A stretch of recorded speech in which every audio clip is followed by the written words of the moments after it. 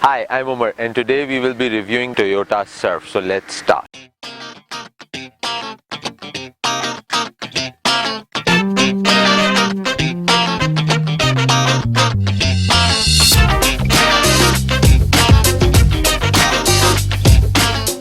Toyota introduced Surf in the year 1983, and the one that we are reviewing today is a fourth generation Surf. This came in 2002 and stayed in production till 2009. This car is offered in 5 different engine types. There is 2.7 liter, which was the first 2.7 liter that came in 2002 and stayed till 2005, and then after 2005 there was a different 2.7 liter petrol engine. Then there was a 3.4 liter engine which came in 2002 and stayed till 2005. After 2005 they came with a 4000cc petrol engine, and the one that we are reviewing today, this is a 4.0 petrol engine, and also this car is offered with 3.0 diesel engine. Now Surf is known as forerunner in North America.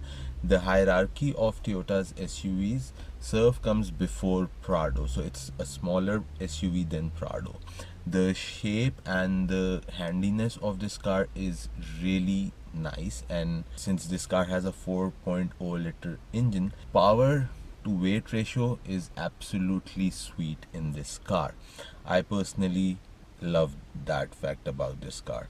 The price range is somewhere between 2.7 to 4 million rupees depending on what engine, what variant and what model and the condition that you are getting for this particular generation of Surf. So as usual, first we will get all the interesting features of this car and then we will take it for a road drive and see how it drives. So let's start. This is the key for Toyota Surf. There is a lock, unlock button, and on the back you have your Toyota's logo. This is the same key that was used for Toyota Passo, Toyota Premio. All the cars had same key. This car has footboard lights. So when you unlock the car, let me just show you. You unlock the car, these lights turn on, and when you lock the car, the lights turn off. It's a pretty cool feature. So in the dark, when you unlock the car, you have exact idea where you need to put the foot to step on it.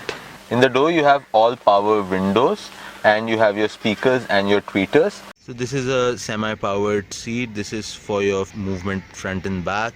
This is the height adjustment, this is the lumbar adjustment, and this is the reclining of the seat. These are your fog light buttons and your lights adjustment button over here. The steering wheel, it has half wood and half leather stitching. Then there is wood over here as well. You have your wiper stalk over here and your indicator stalk over here. A couple of features. There is a rear wiper control from here as well. Then you have your headlights on the auto setting, which means if there is it's dark outside, the headlights will turn on themselves. The car is 10-year-old, but the way technology has evolved, these instrument cluster and the speedometer, it looks extremely dated. Speedometer is in the center. There is the RPM meter on one side and the fuel and temperature and the gear gauges on the other side. The steering wheel is a telescopic steering wheel. You use this button for the up and down, and then there is this latch over here. You open this for the telescopic feature. So this is something, again, since the car is from a different time and the technology has evolved extremely a lot in the last 10 years. This is your rear differential button.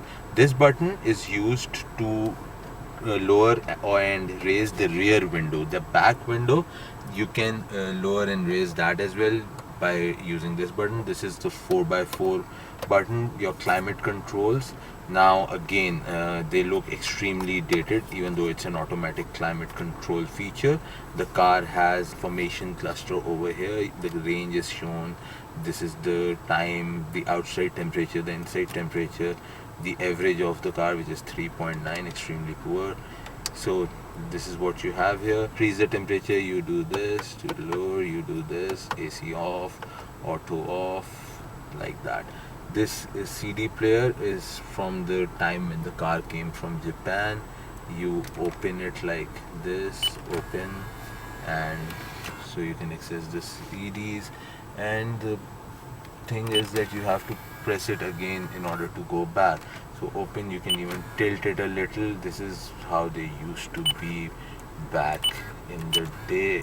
This over here is a storage compartment. You open like this and you have your storage space, your climate controls. This whole thing looks extremely dated, even though it's just 10-year-old. Over here you have your cup holders. Now if you have a smaller cup, you can just use it like this to adjust as per the size of the cup. Then you have your gear shifter, which is a wooden gear shifter, proprietary wooden gear shifter, lighter, an additional power socket, your ashtray. Then coming over here, you have your center armrest, and it is also the storage compartment, this front storage compartment. And if you do it like this, you have a little bit tray kind of a thing. So if you want to put something over here in the open, you have a tray, and this has that grainy material which is the anti-skid kind of a material. In the front you have your glove compartment. Over here you have your sunglasses holder, then you have your two interior lights. In the middle you have your sunroof controls. When you take this down, the sun visor, and you open it, there is a light for this. This is in both of these sun visors. I'm sitting at the back of this car. The leg space, the distance wise, it's really good. However, the problem that you have in all these double cabin based SUVs is that the floor's height is really up. So when you're sitting like this, your legs are really like in a posture that if you go for a longer drive, this is extremely uncomfortable for a long ride. For a normal 10, 15, 20 minutes drive, it's not a problem, but if you go on a highway and go for a longer duration, it is something that would be uncomfortable. You have your rear air conditioning vents over here, which is for the rear passengers. You take this out and there is a big sized center armrest, and when you press over here, really nice way of these cup holders coming up. They just slide up. This cup holder tray comes out and these cup holders slide up. So yeah, and the nice thing about this is that there are two stages. So like there's this one and then there is this other. So you can have cup holders of two different sizes and they both would be nicely fitting into it. It won't feel loose if it's a smaller cup. Coming to the back of the car, you have a spoiler and a high mount stop lamp. This particular button opens the trunk. So this is a 5-seater car. You don't have rear seats. However, you have something interesting over here. You unlock these two and you can raise this up like this, so it becomes a rear cargo tray. So these are all the features of Toyota Surf. Now let's take this car for a road drive. Alright, so now we are driving this Toyota Surf. The visibility is good. It's really good. The drive quality of this car is also very nice. Because there is a 4.0 liter engine and then there is a body that is not that huge. The fuel efficiency in these cars, you don't need, like you should not be considering that. You are getting a 4000cc 6-cylinder car, and there is a big body. The power to weight ratio is really nice. So I just accelerated and the car goes. So yeah, that particular thing is extremely good about this. So that is that's the cherry on top. Then Surf, I personally like Surf because of the body size. You can take it at a lot of difficult terrains in Pakistan or anywhere in the world. So if it is a narrow terrain and your bigger SUVs cannot go there, you don't have that problem with Surf. You can take it anywhere kind of place.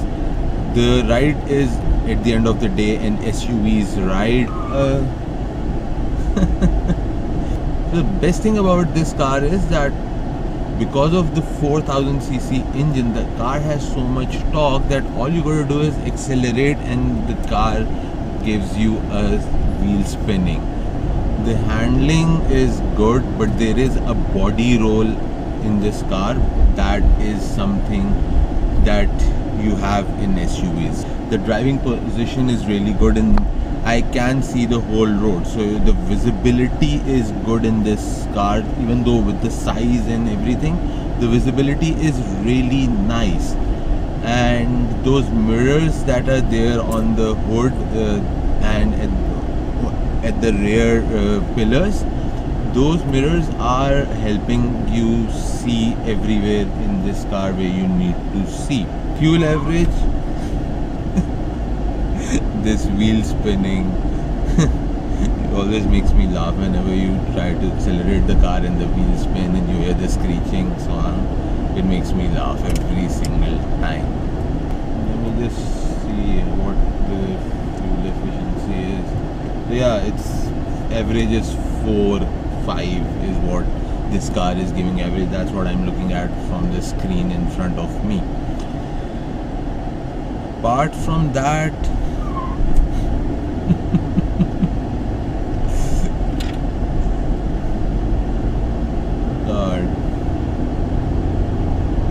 it's a really nice car. It's really nice car, and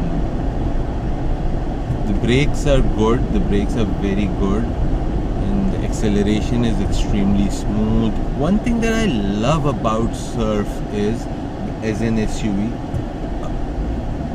Prado, Land Cruiser, even Vigos, they all are very highlighted kind of SUVs, so everyone knows and recognizes those SUVs. Surf is not something like that, and for a person like me who likes to get a car that can be easily mixed in the crowd, this is a very positive thing about Surf, where every other car is highlighted. Surf, it just gets in it, like it mixes with the crowd. That was all about our review of this Toyota Surf. Please let us know in the comment section what you think about it. To subscribe to the channel, you can click over here somewhere, and to see more videos you can click here and somewhere over there. Till next time, bye.